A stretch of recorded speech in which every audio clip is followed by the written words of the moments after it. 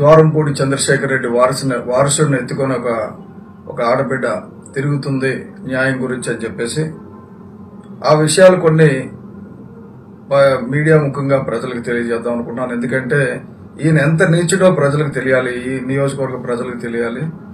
గతం 8వ తారీఖున ఒక దళిత మహిళపై ఈ వైసీపీ గుండాలు చేస్తున్న దౌర్జన్యం, ఆ తర్వాత బడే కొండబాబు అన్న అతన్ని కత్తితో దారుణంగా పొడి చేస్తే అక్కడ ఎస్ఐ నబీ గారు అది 324కే వస్తుంది, 307 కాదని చెప్పడం, ఇటువంటివన్నీ చూస్తున్నాం. దళితుల మీద ఒక రకమైన అత్యాచారం జరుగుతుంది.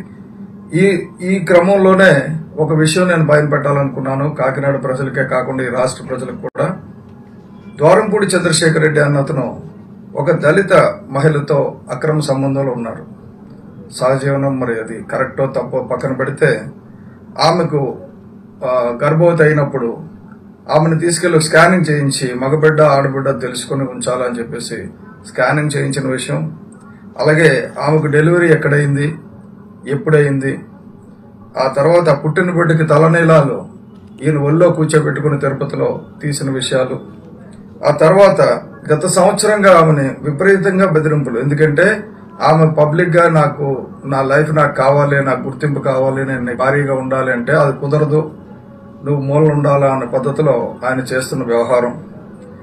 ఇంటి బయట 28 కెమెరాలు పెట్టి ఆమెను ఇంట్లోంచి బయటకు రానివ్వకుండా గృహ నిర్బంధం చేయడం, అలాగే కారులోని డివైసులు పెట్టి ఆవిడ ఎక్కడికి వెళ్తుందో ట్రాక్ చేయడం, ఆవిడ ఎట్టి పరిస్థితుల్లో ఎవరికి ఈ విషయాన్ని చెప్పకుండా ఉండేటట్టు చేయడానికి ఆయన చేస్తున్న ప్రయత్నాలు తెలుసు. ఒక మహిళ తన హక్కు గురించి, తన బిడ్డ భవిష్యత్తు గురించి బాధపడుతుంది కాబట్టి ఇది నేను పొలిటికల్ గా తీసుకోలేదు. ఆ మహిళ తరపునే నేను జనసేన పార్టీ ఆమెకు అండగా ఉంటుంది, నేను మీడియా ద్వారా చెప్పడం జరుగుతుంది. జనసేన పార్టీ ఏ మహిళకైనా అన్యాయం జరిగితే తప్పకుండా అండగా ఉంటామమ్మా. ఇలా దౌర్జన్యం చేసి బెదిరించి చేస్తే నీకు చట్టం, నీకు పోలీసు దగ్గరికి వెళ్తే న్యాయం జరగాలి. అందుకే పోలీసు దగ్గరికి వెళ్లాలన్న ఉద్దేశంతో ఆమె పోలీసుకు వెళ్ళింది. ఆఖరికి సూపరింటెండెంట్ ఆఫ్ పోలీస్ కి ఆవిడ 21/3 అంటే మార్చి 21వ తారీఖుని ఈ నెల ఎస్పీ గారికి స్వయంగా వెళ్లి లెటర్ ఇస్తే కూడా దాని మీద ఇప్పటి వరకు యాక్షన్ తీసుకోకుండా, అంటే ఈ కలెక్టర్ గారు గాని, ఈ ఎస్పీ గారు గాని, వీళ్ళందరూ కూడా ఒక భయంకరమైన నక్సెస్ లో ఉండిపోయారు. ద్వారంపూడి చంద్రశేఖర్ రెడ్డి ఏం చేస్తే అదే. ఇప్పుడు ఆ దళిత మహిళ, నేను చెప్పిన జ్యోతి అన్న మహిళ మీద కూడా ఏం చేస్తున్నారంటే ఒక కేసు బనాయించి, నాకు ఇందాక ఆ ఎస్ఐ గారు చెప్తున్నారు వాళ్ళ మీద కూడా కొన్ని కేసులు ఉన్నాయట. అంటే ఓటు వేయకపోతే పేగులు తీసేసిన వాడికి వాళ్ళ మీద కొన్ని కేసులు ఉన్నాయని ఇప్పుడు కొత్త కేసులు సృష్టించి వకీల్ సాబ్ సినిమాలలో చేస్తున్నారు. నేను మా పత్రికా ముఖంగా నేను తెలియజేసేది ఏంటంటే, తప్పనిసరిగా ఈ దళిత మహిళకి ద్వారంపూడి చంద్రశేఖర్ రెడ్డి తాలూకా బిడ్డని క్యారీ చేస్తున్న, అంటే పెంచి పోషిస్తున్న మహిళకి న్యాయం జరిగేటట్టు చూస్తాం. తప్పకుండా దళిత సంఘాలు దీనికి బాధ్యత తీసుకోవాలి, అండగా నిలవాలి. పవన్ కళ్యాణ్ గారు, జనసేన పార్టీ తప్పకుండా అండగా ఉంటుంది.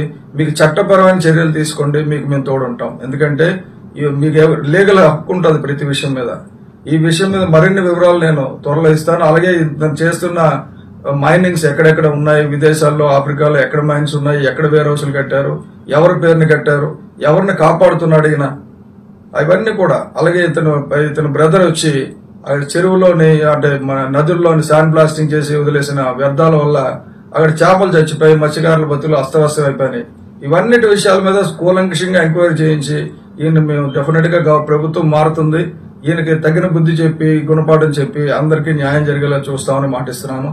జై జనసేన, జై హింద్. నేను మొన్న ఇది పరిస్థితి, ప్రభుత్వం మారింది. ద్వారంపూడి చంద్రశేఖర్ రెడ్డి ఇన్సైడ్ బయటపడింది. ఒక దళిత మహిళను నిర్బంధించి ఆమెను గర్భవతిని చేసి ఒక బిడ్డకి కూడా తండ్రి అయ్యాడు. మరి ఆమె వెళ్ళి పోలీసులకు కంప్లైంట్ ఇచ్చి నా బతుకు నేను బతుకుతాను, నన్ను వదిలేయండి అని చెప్పి వేడుకున్నా, కంప్లైంట్ ఇచ్చినా పోలీసులు పట్టించుకోలేదు. చెప్పాను కదా, వైఎస్ఆర్సీపీ పాలనలో ఉన్నప్పుడు జరిగింది అది. ఇప్పుడు ఒకటొకటి ఈ బాగోతాలు, చీకటి బాగోతాలన్నీ కూడా వెలుగులోకి వస్తున్న నేపథ్యం. వదలమన్నా వదలట్లేదట. మరి జనసేన వాళ్ళు ఊరుకుంటారా? ద్వారంపూడి పేరు ఎత్తితేనే వీళ్ళకి టెంపర్ వచ్చి హై టెంపర్లో ఉంటారు, హై వోల్టేజ్. మామూలు హై వోల్టేజ్ కాదు, కొత్త ఫీజు ఎగిరిపోయేలా ఉంటుంది వీళ్ళు హై వోల్టేజ్.